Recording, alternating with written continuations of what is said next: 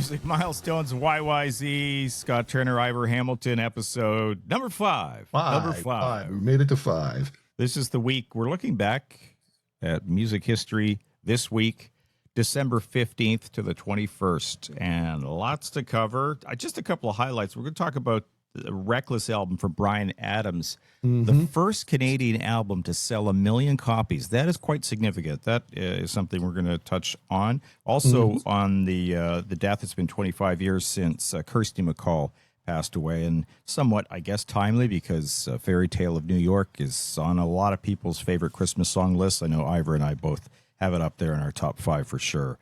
And a few birthdays coming up. Also, we are taking a look at the big 3, and that's the big 3 of classic Canadian rock, all on the road in 2026, and that being the Guess Who, Rush, and just announced yesterday was Triumph. So we're going to talk a little bit about that. I've got some facts, I got some figures, and some things to mention, and I'm going to send myself to the Rock and Roll Corner at one point too. So okay, that's coming up. Scott's in Costa Rica again, and I've got the Pura Vida t-shirt, which is a great expression down here in Costa Rica for just like everything's cool and life is great. And Ivor's got his Bebop Deluxe. For those watching on YouTube, we are on YouTube as well, and it is from the live album. What was the album called? It was called Live in the Air Age. It came out in 1977, and it was I loved it because it had an amazing extended 10-minute version of Adventures in the Yorkshire Landscape, which was one of my all-time favorite Bebop Deluxe songs. So that was the big one on me on that one for Bebop Deluxe. Okay. So we're going to start off with 20 years ago this week, and I just have a couple clips I'm going to play because the song Talk by Coldplay was released 20 years ago this week. So there's just stuff taken from Kraftwerk, Computer Love.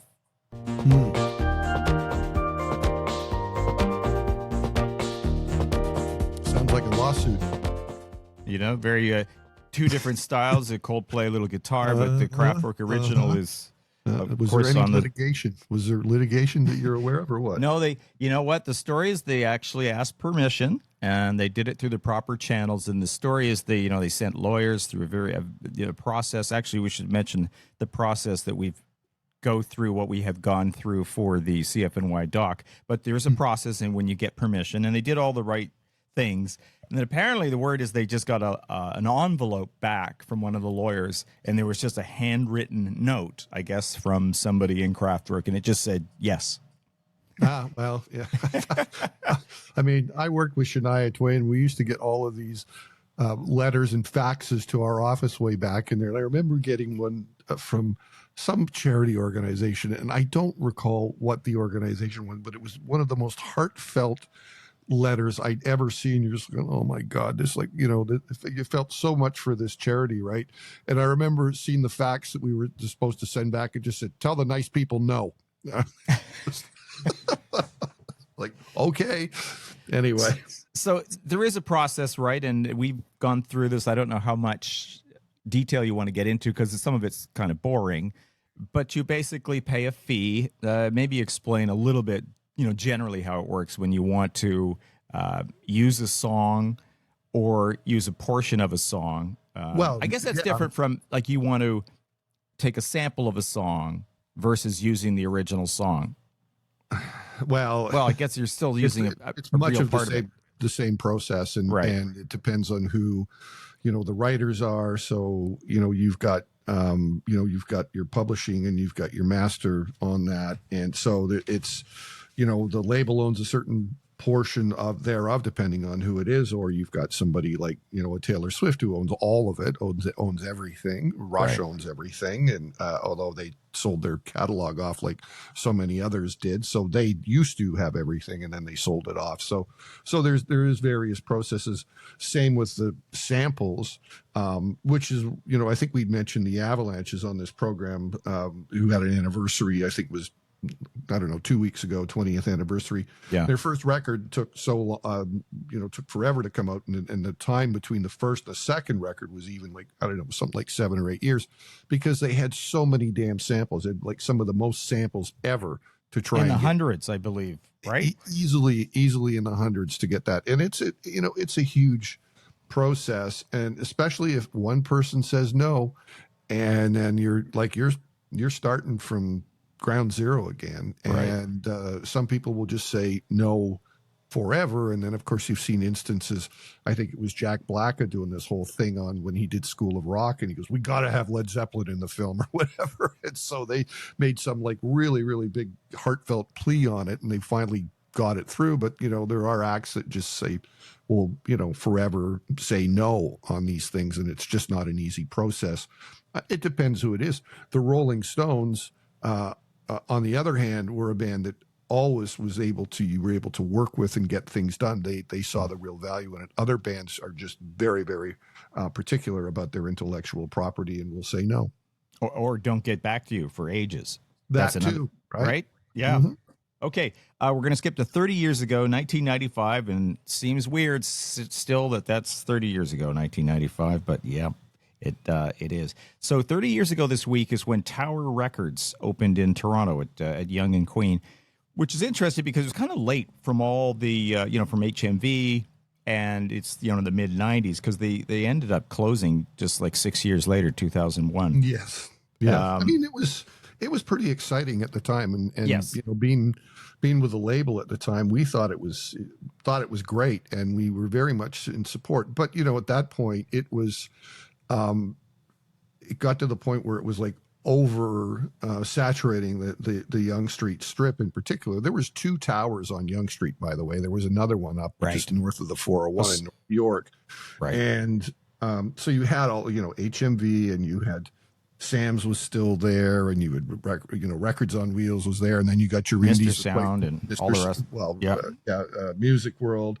But then you still had your indies on the street as well. So it got to the point where, especially from international tourists, because Canada had the cheapest records in the world. So there would be tourist trips organized, especially I heard from the UK, that would come over to just go shopping on the Yonge Street strip in Toronto. And thinking back to my teen years, how many times did you go downtown, Scott, on Boxing Day? Oh, yes. Those prices. I mean, it was fantastic, and Sam's used to have those, their weekend flyers or whatever, and you get it, a limited amount of like albums it was usually Canadian albums. You get them for $1.99 or 99 cents or whatever. And like, damn, that was exciting. I remember getting a Lighthouse album for 99 cents. It was fantastic. On the Tower front, I was involved with an in-store that we had for LL Cool J when that store opened, which was a monumental success. And that was the first time I met Russell Peters. He showed up at the store and goes, "Hey, man, could I be on your street team?" And I'm like, "Oh, yeah, sure." And I'd already heard of him. I'd been out and seen him a couple of times. So it was exciting for me. And then for years, he would come and stop by our office, and he'd come in and listen to, he goes, "You got the new Kiss record yet?" I'm like, "Yeah, okay, Russell, we'll play it for you." And he was really, we just hang around. I'd play hip hop records and rock records. And then he would hand me his tapes and like, man, I'm trying to get signed or whatever at the time. And it's one of my career regrets that I could never get Universal to sign him. But in years later, we got him on the Junos as the first time that he became the host. And the first time I asked the Junos about it, they were like, "Get out of here. We're not a comedy show." And then it was like, yeah, he was great. The biggest comedian in the country. So anyway. Yeah. Hey, by the way, have you ever seen the documentary? There's a Tower Records documentary. Have you seen that? I have seen it. Yeah, it's really good. For those who haven't, it's called All Things Must Pass, the Rise and Fall of Tower Records. It's a great doc. There's a great bit in there where Elton John is shopping at, I guess, one of that key Tower Records stores in on Sunset Boulevard. In LA, which a lot of that ruined it. Like for guys like Elton coming in and doing the shopping, because it was quite regular for a long time. It was like, okay, you get all the rock stars that go in and do that. Well, the labels ended up having to pay for that, and you do traders, so to speak. So you would have to like go, okay, so and so went into the stores and took X. amount, and it'd be like, okay, that was like $2,000 worth of albums that they just took, and you have to go and they would have what is known as clean copies, and so that would be the ones that didn't have the hole punch or the somebody scraping through the barcode. And it used to be rampant at HMV in Toronto, but it wasn't musicians so much. That always happened, but it was the label guys all the time. I knew the guy who ran the video department at 333, and also the guy who was at the Bloor Street store. I used to go in there all the time and trade for stuff. I mean, at Christmas time, I loaded up on all the videos and the DVDs, and I got all the guy Jim. His name was Jim Earl. It was up at the Bloor Street store. He used to get the coolest import stuff in there. So I got for years after leaving CFNY, I still kept up with all the latest stuff. Yeah. But what used to happen at that Bloor Street store was, because all of the films that were happening in Toronto, you'd get a lot of the Hollywood people that would come into the store shopping for records all the time. Right. And I remember he told me that at one point there was some girl that was in the store and she was buying a lot of records, and I was watching her because I thought, and she knew that I was watching her, and then it went up to the cash register, and it turned out it was Renee Zellweger. So he thought she was going to steal a bunch of records, but she was just there to buy as a music fan. So anyway. You would probably appreciate this. Just a Tower Records experience in the U.S. is definitely better than I thought Toronto. Like going to New York, the Tower Records in New York, a couple there were great. But also you and I talked briefly about the one in London, which was spectacular. And I actually looked up the size of it because I remember it being like 3 floors and like a block long. It was like 25,000 square feet, the Tower Records in London. And boy, did I do some damage there, because the great thing in the UK, of course, they had CD singles, and I was really into buying singles, and I could, because you didn't get those in Canada very much. And anyway, I spent a lot of money. No doubt you did. My last trip to the UK before I left CFNY, so this would have been in October of '88, during the mistake of '88 era. And that was the trip to Moscow to see Big Country, and they came back, and so we went. And Lee Carter, live from London, worked part-time at Tower Records. So he goes, hey, I can get you my employee discount there. So it was my, up until last year, it was my most expensive spend in a record store. I spent $800 in 1988 at Tower Records, London. Wow. But funny you remember that exact amount. Yeah, I do remember it. But last year, when I went over to see The Cure, I cracked over 1,000. That was the first time over 1,000 that buying music. So good for you. Good for you. Okay. Tower Records was 30 years ago. Okay. This single came out 30 years ago this week. It was only a hit, I think, maybe in one other country other than the UK, but it actually went to number 2 in the UK. And so you may not have heard this, so I'll play a little bit of it for you. It's a cover. You'll recognize it once you get in a little bit. Anyway, here we go.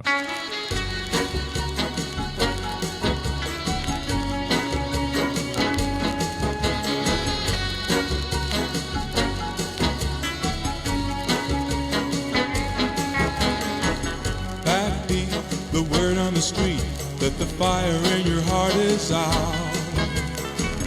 I'm sure you've heard it before, but you've never really had a doubt. I don't believe that anybody feels the way I do about you. Anyway, that's the Mike Flowers Pops cover of Wonderwall. And of course, it sounds like half tongue-in-cheek, but it was kind of a lounge as crooner version of it that actually just resonated with everybody because that song was so big at the time anyway. And then they ended up doing some other covers as well. Yeah, I mean, there were some good songs on that record. And, there was a bit of a movement at the time because there was locally, there was James B. and he was doing music like that. And, that's true, yeah. I was started into marketing at that point after my, doing promotion. And I used to get these projects solicited to us from our operating companies. This is when I was at Polygram around the world. And you'd sort of see people send these weird things in. I'd never heard of a lot of this stuff. But there was a guy in Australia who was just like Frank Sinatra and Frank Bennett. And he called it, his name was, on the album was Frank Bennett. And an incredible loungy cover songs. He did the Chili Peppers. He did the. I mean, I don't know, Scott. I think you've got. Well, some I've got one music. here. Have you got This one's really good. Pumpkins? Yeah, This this song? is great. Check this out. Yeah.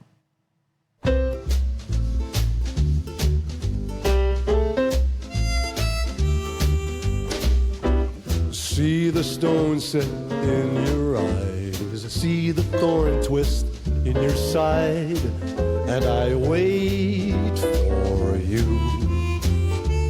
with or without you. That is awesome. I never heard that before. Have you got Disarm there too? Yeah, let's play that. Let's play a little bit of Disarm. Yeah. Okay. Disarm you with a smile and cut you like you want me to. Cut the little child inside of me that's such a part of you.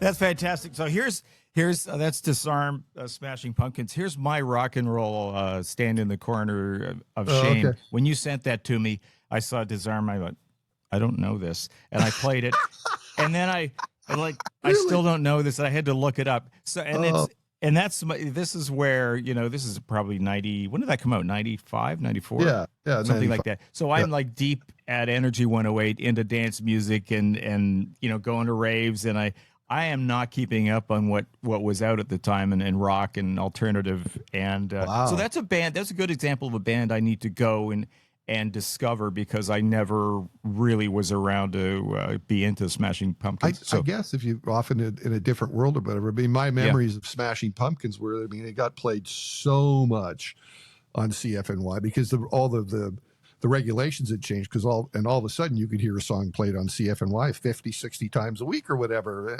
And Smashing Pumpkins were one of those bands. So you'd always hear 1979 Disarm and one of the other ones, Wanna Go for a Ride or whatever it is. So, but my rock and roll corner thing, and this is just a thing, it's like sometimes you just don't know shit. And I was out for lunch with a buddy of mine the other day, and he started talking about this band. He goes, "Oh yeah, what do you think? I want to go and see St. Paul and the Broken Bones." And I'm like, "What are you talking about?" I said, "Is it some local cover band or something like that?" He goes, "No, these guys are huge." And I'm like, "I have never heard of them." And I was like, "I don't remember.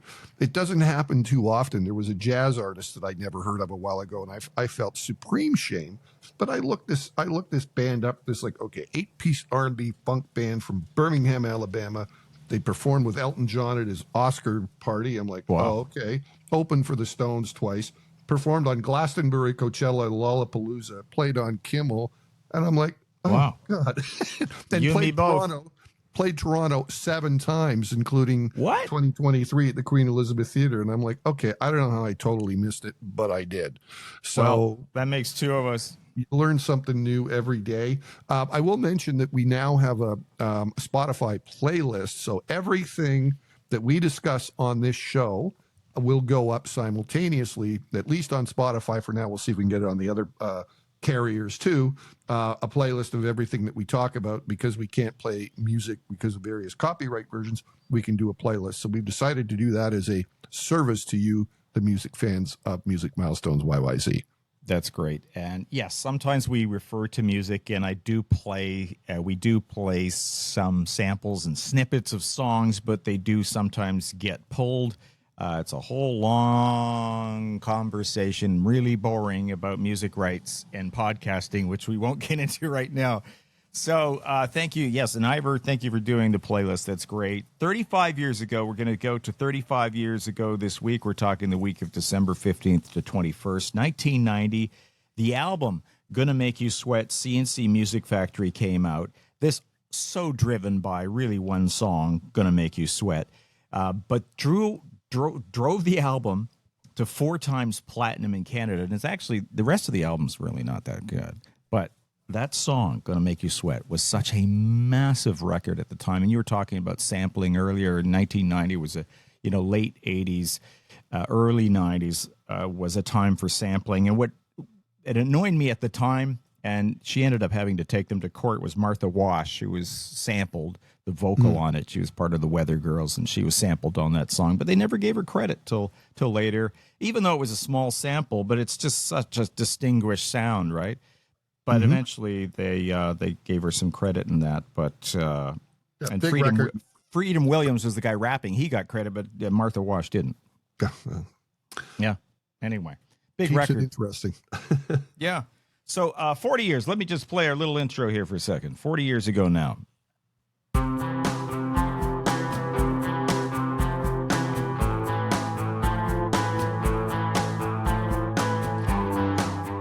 So we touched on a little bit on record sales, and a key one here. So it was 40 years ago this week, 1985, and Reckless hits the 1 million sales plateau in Canada. That is called Diamond. It is the first time it's ever happened in Canada.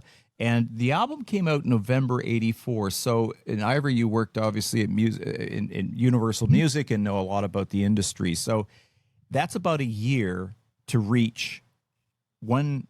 That's 1 million sales in a year. That's pretty good. Yeah, I mean, he was at the peak then. I mean, I've had some conversations. I worked with Bryan Adams a few times on some things, some conversations with me.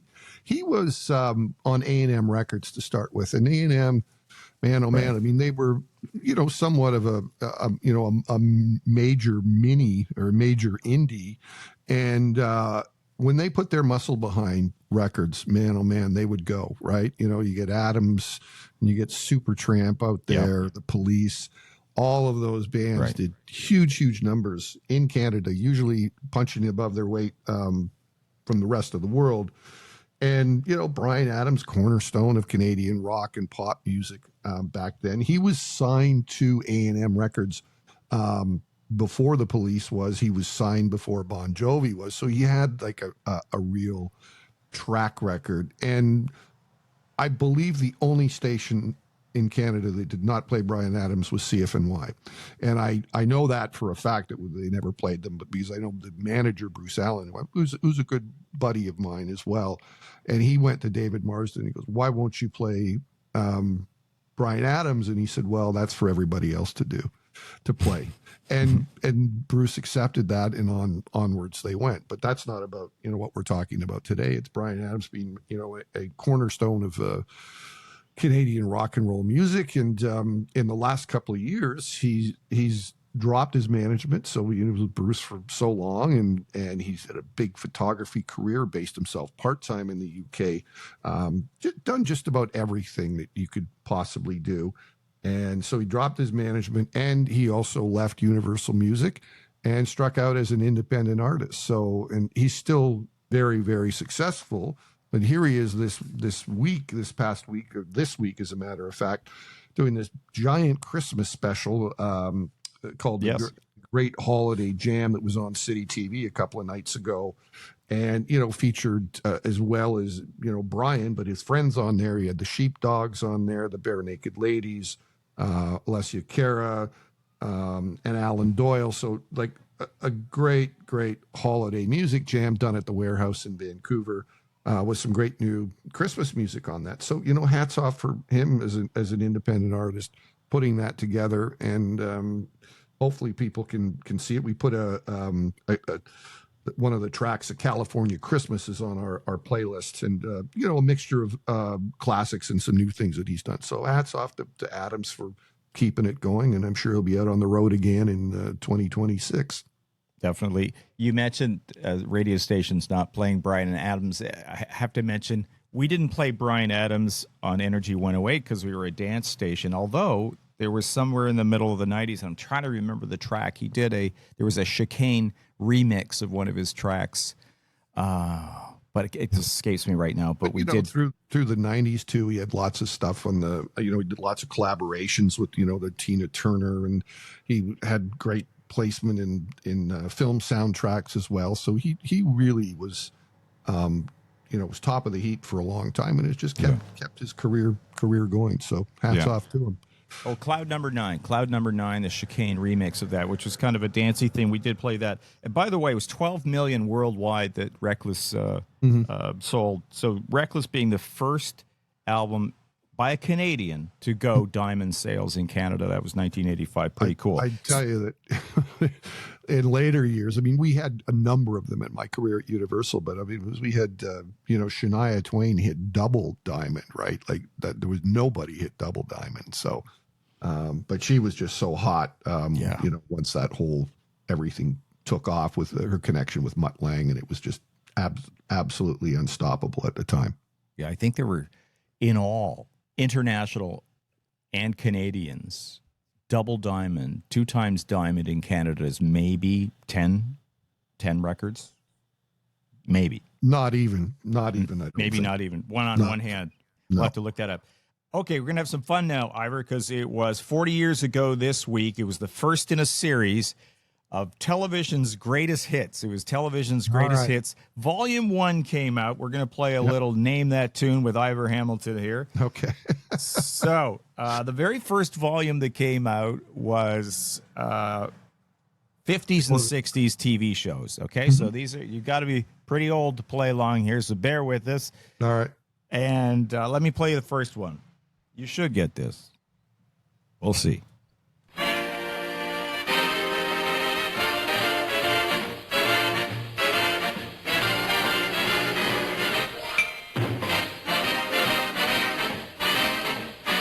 Is that the Lucy show?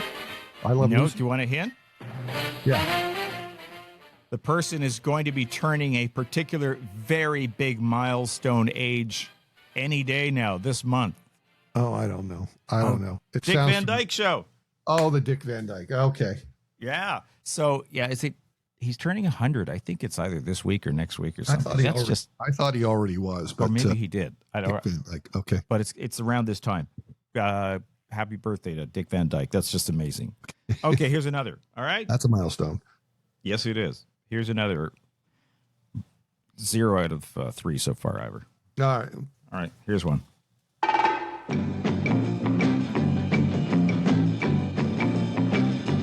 Mission Impossible? What? Mission Impossible? No, but close. Same kind of thing. Get Smart? Nope. Man from U.N.C.L.E. Yes, Man There from you U.N.C.L.E. It is, Ivor Hamilton. There you go. All right, so 1 out of 3 here. Okay, we got one more. One more to go. This is from television's greatest hits. I got to change the playlist now to put these in there. So it's great for trivia games. I actually have the whole collection on I CD. do too, but I didn't go and I listened to some last night. But anyway, okay. Here's the third one.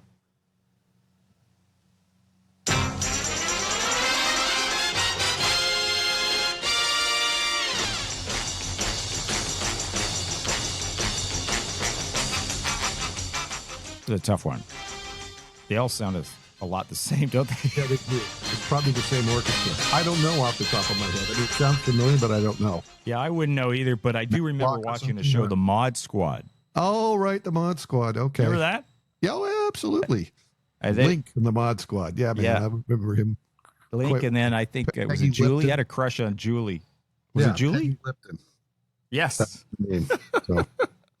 Oh, there you go. You know, my brother and I used to, because we were only 2 years apart, and he'd have his set of shows that he liked, and I had my set of shows that I liked, and he really loved. I loved Lucy.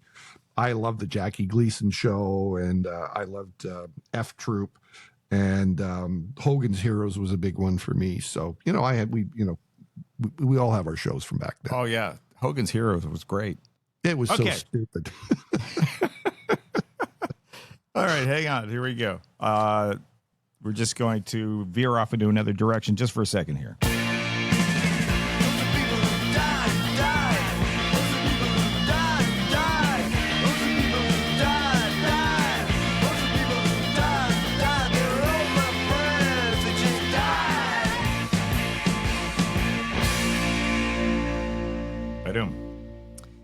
Okay, you mentioned last week on the show, we had talked about the 45th anniversary of the death of John Lennon. You had mentioned that you heard when you first, where were you at the time, and you were watching a football game? Yep. It's Monday Night Football, and I heard the announcement that Howard Cosell made during the football game when I was watching it with former Pete and Geets producer Kevin O'Leary at the time, and that certainly had impact on me, as did Howard Cosell, one of the most memorable commentators in all history.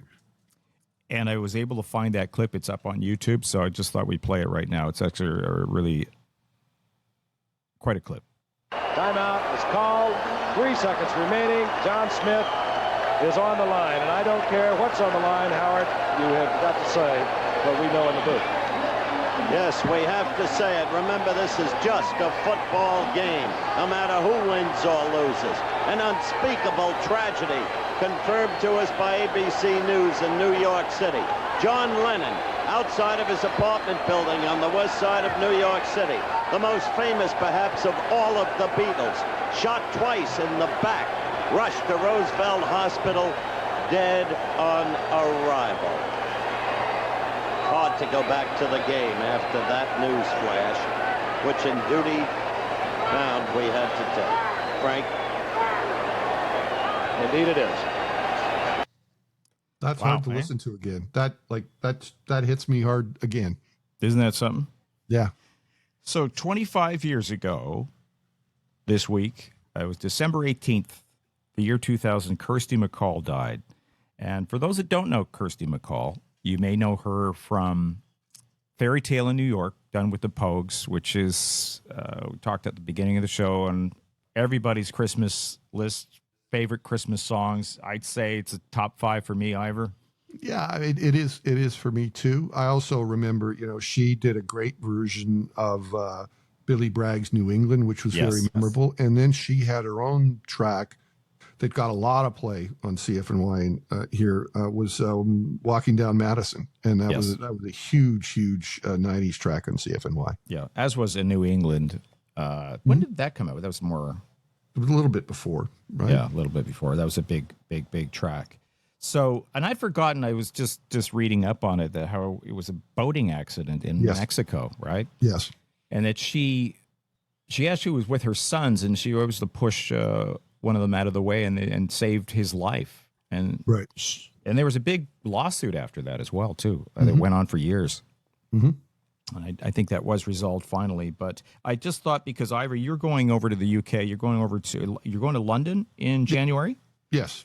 Yes. So I don't know if you knew this, but there's a bench memorial in Soho Square in London. It'd be cool if you went and took a photo and posted that. And apparently there's a plaque. This is somewhat recently. A plaque has been put up in her home. She lived in Ealing, West London. London's a big place, of course, as you know, but maybe as you make the rounds nearby, whatever record store is on your list. We'll see what transpires. I mean, I've done some walking tours over there. I'd be honest with you. A couple of trips ago, I did a Clash walking tour, and I did a punk rock walking tour of London, and saw a lot of the studios, saw the venues, just the home places and things like that, and some of the the pubs and things, and there are some great tours there that you can do.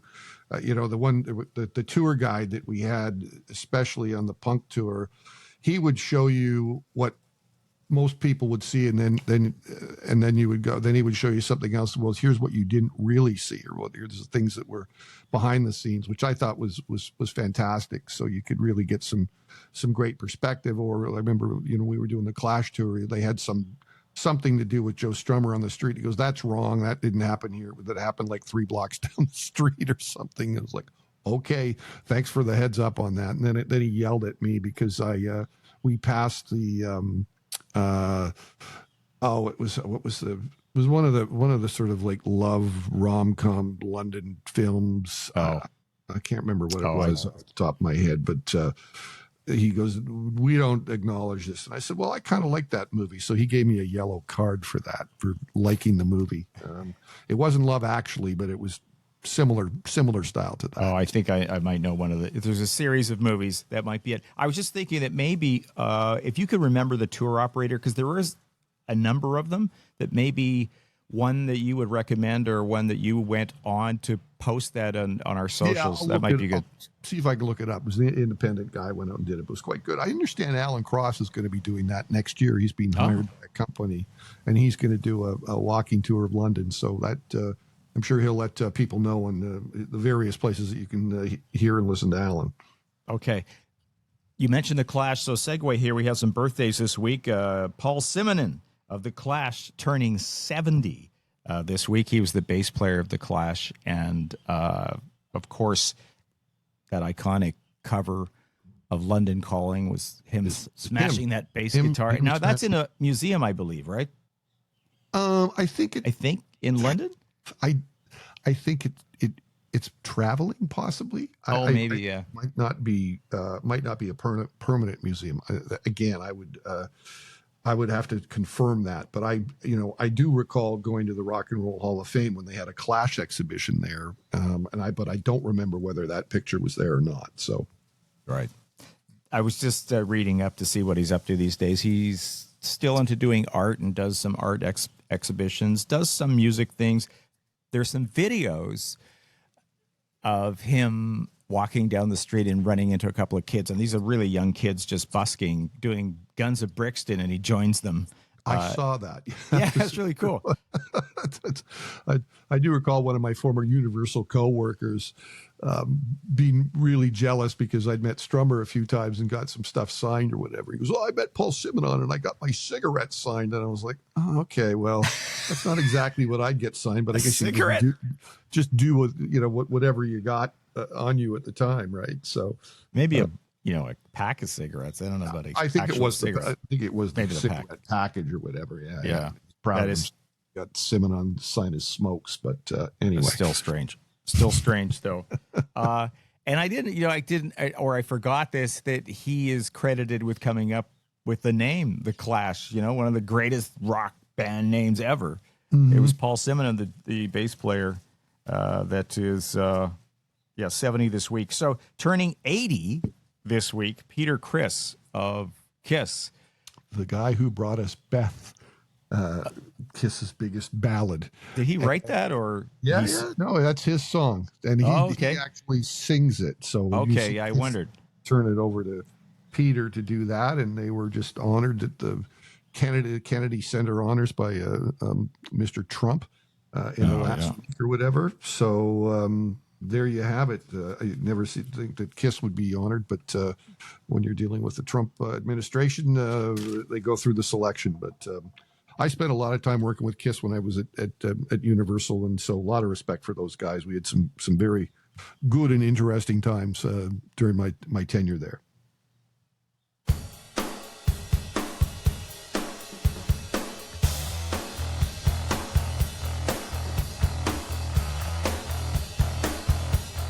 Okay, we're talking about people turning 70 and 80, so we're going to go back. We're going back 45 years and also 50 years and 55 years ago. A few things that we wanted to mention that are turning those milestones this past week. First, 1980, 45 years ago, the single While You See a Chance, Steve Winwood, was released. Ark of the Diver. Now, I think the single wasn't released in North America till February, March, but it was out in the UK in December, as was the album Ark of a Diver. And I was just listening back to the track yesterday, Ivor, and just a reminder. It's one of those great intros on a song. It's obviously a very approachable song, almost pop in some ways, but it's almost a minute long with that synth mini-moog intro on the song, which really captures the mood of the song. But a really cool cool track, cool big album. Actually did really well. It was a huge record at the time. I did manage to get to see Steve Winwood when he was on the road this past fall. It was actually just a couple of months ago. The very last tour date he played was in Niagara Falls, Ontario at Fallsview Casino. So I managed to get that. I do know his tour manager, and so he gave me 6-row center floors. So I was very happy with that. They did not play While You See a Chance in the set, but no, they did not play it in the set. I checked a bunch of other tour dates because the Niagara Falls date being the last one on the tour, they had to get in and get out very quickly. I guess they had to get back across the border by a certain time or whatever. So it was like a dead early start. It was like everybody, like they were on stage at 7 and probably off by 8:30, very latest. And had to be back across the border and then get on a plane to get back to the UK.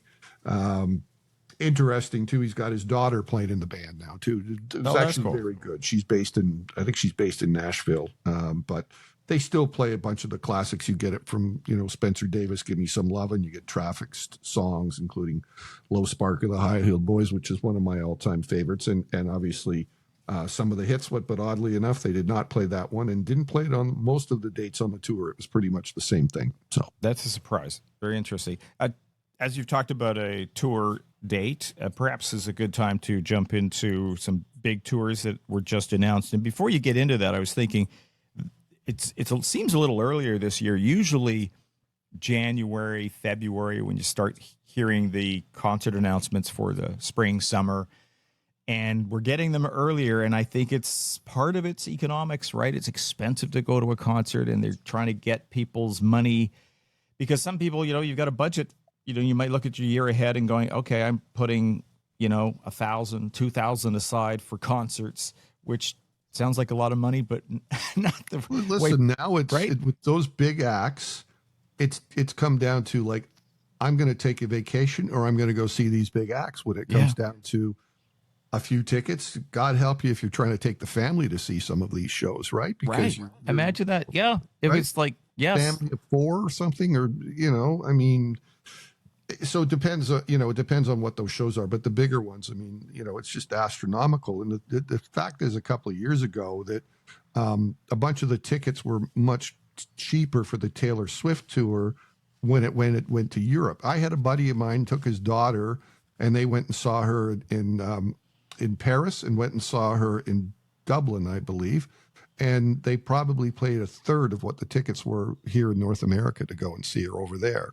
Yeah. So I don't know why they were cheaper over there, but they were. I guess maybe she's not as popular over there. But I mean, it's very common now. Like you're looking at standard of about 300 and change for most of these acts now. For a decent ticket, yep. And even even acts that aren't the absolute superstar are, and careful where you buy your tickets because you'll get dinged in U.S. dollars too for that as well. So it all adds up. And of course you've got, now you hit the threshold of a $20 beer at RBC stage. And so, and $40 to $50 to park and, and merch and everything else. It's you're looking close to, $1,000 for these things, but it's a big night out.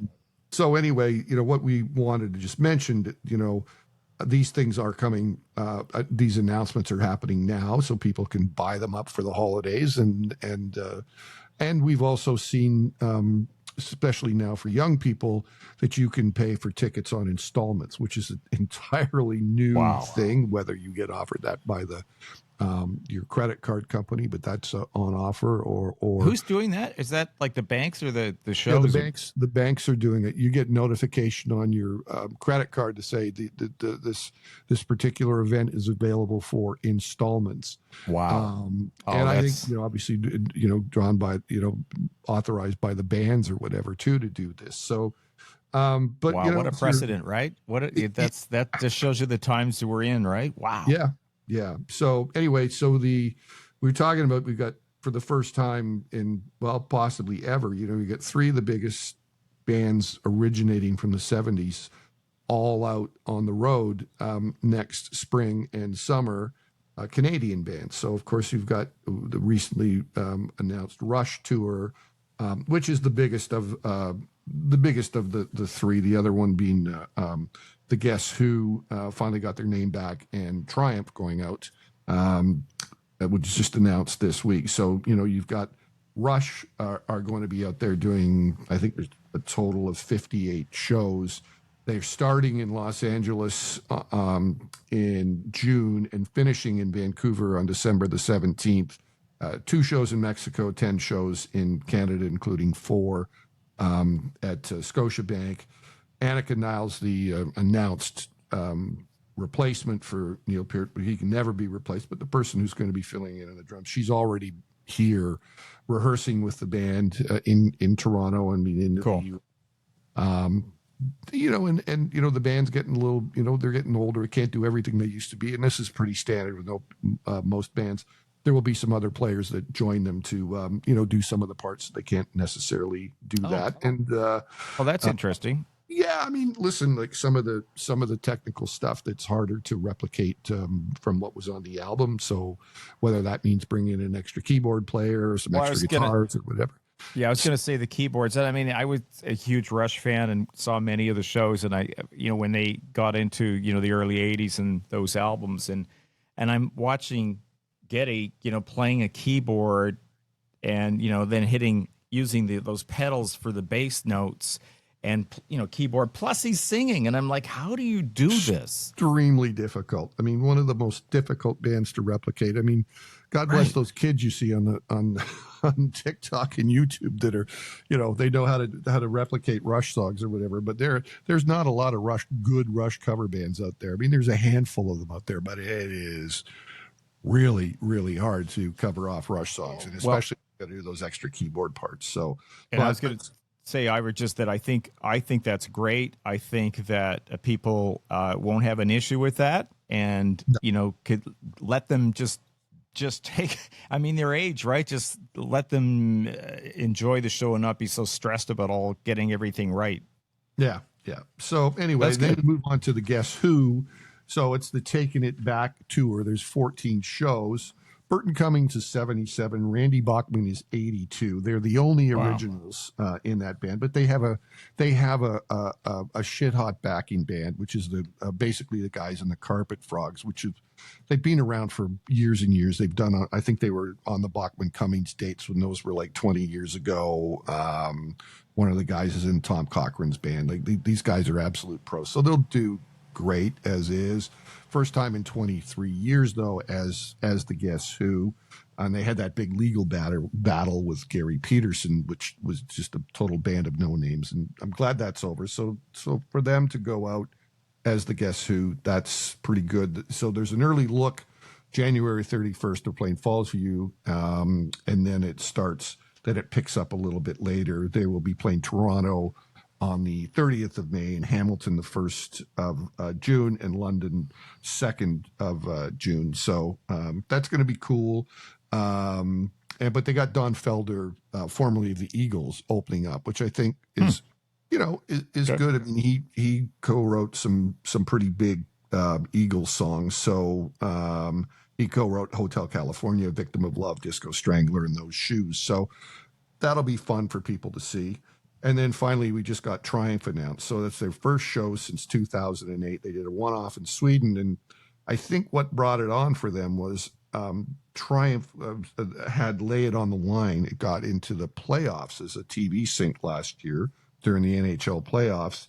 And so there was a short reunion performance in Edmonton without Mike Levine, because he had a doctor's appointment that day. Couldn't make it, couldn't change his doctor's appointment. But they got Phil X to fill in. And Phil X plays with Slash's band, and he's also part of Bon Jovi these days, too. Very well accomplished. And so these people are going to be joining the original three on tour. There's 24 shows.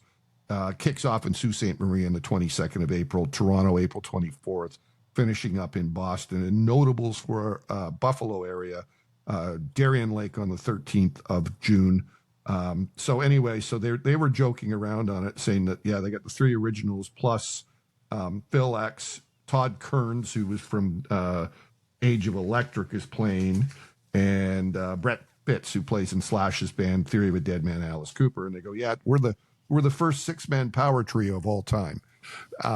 So I know, Scott, last week we talked about Fairview Electronics as our fake sponsor. And I saw the Triumph guys talking on TV about if you wanted tickets, you were supposed to send 2 box tops to an address in somewhere in Michigan. I was like, good one, guys. So anyway, there'll be lots of big production, as there always was. I've never been a big Triumph fan. I just you and me both. We weren't never got them. I saw them play 3 times. I saw them at Canada Jam. I saw them at the C&E, and then they did a thing at Arthur Pop, which was a little festival up near Orangeville. It was kind of cool. So they're good people. They're at every Gil Moores at every single industry golf tournament, and always doing stuff for charity. And they had a music school out at Metalworks in Mississauga. Brought a lot of people into the business. A lot of big albums recorded at Metalworks. Yeah. Absolutely. I mean, there's some like Prince did some work out there when he was living in the Toronto area. So anyway, and of course, Triumph has won every single music business award that this industry can hand out and more. So good on them. They're doing it they're doing it for the fans, and hopefully, if these dates sell well, they'll do a few more. But Scott and Ivor, yes, we're not big fans, but hats off to them for doing what they're doing to get out there, and the people who are fans are going to really enjoy these shows. I did see them live. I'll give them credit. They're pretty good live. They played my high school, Sir Oliver Mowat. I was on the student council, so I was kind of looking after the band. And all I can remember at the end of the show, they were like, "Where's our money? Where's our money?" And I was like, "Okay, calm down, guys. I'll get your money. I'll get your money." Anyway, the joke was on them because it was freezing cold out and they couldn't get the truck started. So we had to get a Bunsen burner. This is a true story. We had to get a Bunsen burner from the science department to run under the block to warm up the engine so it could start. Absolute truth. I used to have to do the same thing for my 67 Firebird. It was like a piece of junk. So yes, I know that process very well. You mentioned Fairview Electronics. We were talking about that last week. You just mentioned that. So listen what I found. Okay. Not that one. This one. Okay, hold on. Okay, Geeks, hold up that map of the city of Toronto. Okay, let me. Now, point to the big X on the map. That's where we are now. See the two little guys talking into the microphones? Yeah, I can see them right there. That's you and I. Uh-huh. Now, with the pointer, show how you get to Fairview Electronics, 1038 Albion Road. You go along the 401 here, right? Then you get to Islington Avenue. Right. Then you go north on Islington Avenue all the way up to here. Right. Which is Albion Road. Right. Now, right in beside Fairview Electronics, you can see a whole pile of other stereo dealers. But go in, check those dealers out, then go into Fairview Electronics and make your deal, because that's where you're going to get the best service, the best equipment, and the best people. And they're going to show you how to put a system together the proper way. Point to one of those bargains quickly. Right over here, we've got a complete system featuring Avant 4AX speakers, a SDX 5000 Pioneer receiver, a CS 607 dual turntable, and an RSM 240X cassette machine by Techniques. Yeah, I didn't see that. Wait, let me check my map here. So I don't know if that ever made it to air, but that was a blooper. That was great. The fact that we just name checked last week and I just made it up, and most of it was true. So. Fairview Electronics. And you know what? I did buy a few things from them. Absolutely. I bought my first Techniques SL 1200 there, and I bought my Marantz amplifier there. So anyway. Yeah. Good memories. 50 years ago, we're going to go back 1975. The track Both Ends Burning, great track from Roxy Music, was released. And also the album Mothership Connection from Parliament, which sits at 363 on Rolling Stone magazine's 500 greatest albums of all time. Parliament were just the seminal funk band that so many people were, they inspired a lot of other bands afterwards. Well, I will say, if you want to relive some of that, and you are doing a trip to Washington, D.C., the Museum of Black History has the Mothership in that museum. And that's cool. As it was, with the lights and everything there. It's absolutely fantastic to see it. And there's a record store from the 70s in there, too. So you can shuffle through some of the sections in there, which I thought was really fantastic, because it goes right from the very start of Black history in America. As you go down the floors and as you work up, you finally get to, the 70s and 80s and what was going on there. And to see the Mothership in there, it made me smile. Very cool. And just to kind of wrap up this week, we're going back a little bit further, back to 1970 this week. We're looking at the week of December 15th to 21st. The film Gimme Shelter opened in Toronto. It opened a couple of weeks earlier in the U.S., but it opened this week in Toronto, which basically chronicles the 69 tour of the Rolling Stones and, of course, the Altamont disaster, I guess we'd call it. And